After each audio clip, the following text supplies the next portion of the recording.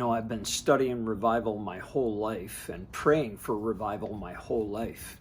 And I believe that we are standing in an historic kingdom moment right now where we are. Listen, revivals have seldom come in times of comfort and ease and prosperity. Revivals have come historically in times of famine and disease and difficulties, wars, and persecution. And I think we are standing in a time, not only because of the physical realities of the coronavirus, but the potential economic disasters that could come because of it. Listen, I'm not prophesying that's going to happen. I'm just looking at the reality. The reality is, as the world is working less and less because of the crisis, it's very likely there's going to be a huge economic impact. And we're now fearful because of the physical harm, but we are going to experience great fears also because of the economic harm that is to come.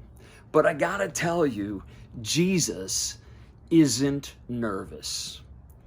I love this passage where Jesus is teaching his disciples right before he dies. He's confronting them with the reality of his coming, impending death. And he says to them, a time is coming, and in fact has come, when you will be scattered, each to your own home. Sound familiar? Everybody's locked in their homes, right? And he says to them, you will all leave me alone. Yet I am not alone, for my Father is with me. And he is with you. Jesus says, I am with you always, even in the midst of the crisis in the world. He goes on to say this, I have told you these things so that in me you may have peace. In this world you will have trouble, but take heart, I have overcome the world.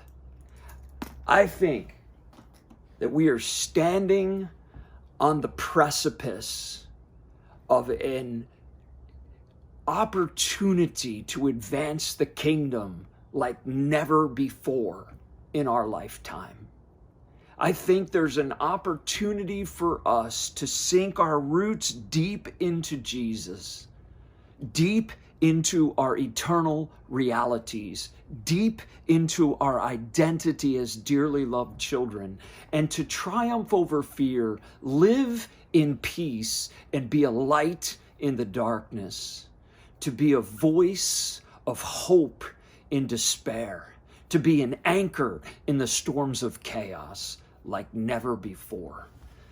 And this, I think, is an opportunity, a kingdom moment in history for us to be the church. So these days don't discourage me. They're not fun. But these days, if the church rises up, could be days of historic kingdom momentum.